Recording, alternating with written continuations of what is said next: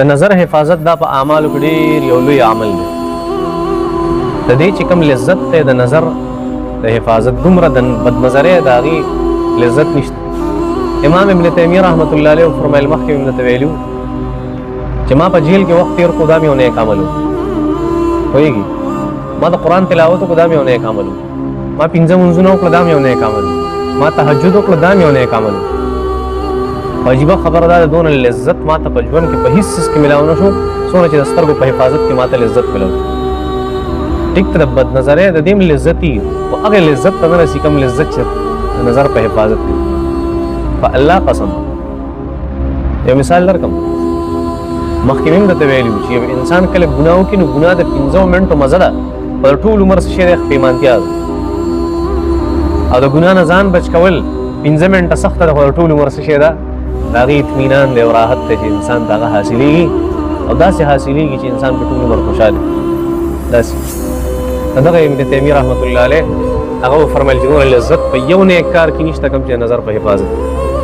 د نظر د حفاظت فایده دا ده چې ذلک ازکا لهم دا پاکي د څونه د پاکۍ کارونه دي هغې ته به ستا زړه کېږي خو شرط ولې دا دی چې کله تا خپل نظر هغه ساتلی د هغې حفاظت دې کړي. دا عجیبه خبره ده. په انسان چې کله د 2 څیزونو خیال ساتي د ده به مونځ ته زړه کېږي د ده به تلاوت ته زړه کېږي ذکر اذکارو ته به زړه کېږي نیک عمل به ته اسان د څو خبرو خیال د 2 خبرو. یو انسان چې خېټې ته حرام نه ورچي. دویم هغه انسان چې هغه د خپل نظر حفاظت کوي. په الله قسم چې د نیک عمل دونه اسان چې حیران نشي ډېر زیات اسان دی. اوس په ما پتا کې د هر یو سړی دلته په جومات کې سوچ وکړي چې د جومات کې ناسته په ما بوج کېږي او که نه ماله مزه راکړي. تلاوت مخې قرآن مخې ته ناسته دا ماله خوند راکوي که نه زه بور کېږم. روژه نیول ما تنګوي او که نه نه مې تنګوي. نفل کول دا ما تنګوي که مې نه تنګوي. ذکر اذکار کول دا ما تنګوي که مې نه بور کوي مې که نه. نو دا اوس یو کسوټي دا الله جل شانه یو تله مقرر کړې ده چې په دې تله باندې ځان لګو تله نو تا ته به پته ولګي چې ما کې حرام څومره دي او پته به درته ولګي چې ما د نظر حفاظت څومره دي. دا اسانې مسلې دي کې څه نشته.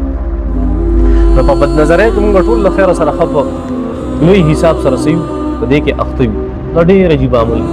دا د هر چا زړه غواړي چې دا کوم سړی د نظر حفاظت کوي که نه دا ډېر کمالي سړی وي ډېر کمالي سړی. او زه تاسو ته ووایم چې ما د خلکو زما تجربه ده ما چې د قرآن او سنت کې دا خبره نه ده لیدلې خو زما تجربه دا ده څومره خلک چې زما خواله راځي ما نه تپوس کوي چې کاروبار مې خراب شو دا مې وکړه دا مې وشو دا چلو شو دا مصیبت راغی. زه د اول دا تپوس کوم یاره چېرته نظر بدنظري خو نه کوې سره. نو اولنۍ خبره ما ته دا کې زه ډېره زیاته بدنظري کوم.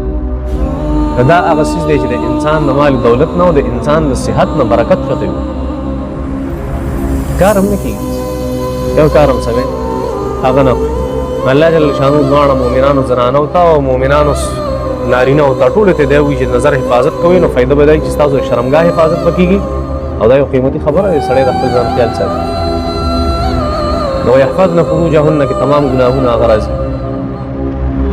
که زنانه سره بدکاري کوي نارینه زنانه سره بدکاري کوي وایي کالکان خپل منځ کې بدکاري کوي دا ټول څیزونه به دی یا انسان په خپل لاس باندې خپل شهوت سر کوي څومره هم څیزونه هغه داسې دا ټول په دې کې داخل دي. ویحفظن فروجهن دا به ځان سره وساتئ. او د سورة مؤمنون په شروع کې مونږ ویلي چې والذین هم لفروجهم حافظون الا على ازواجهم او ما ملکت ایمانهم فانهم غیر ملومون. دا تذکره دا مونږ کړو نو ځای په ځای به انشاءالله هغه راځي هلته به تذکره کړو.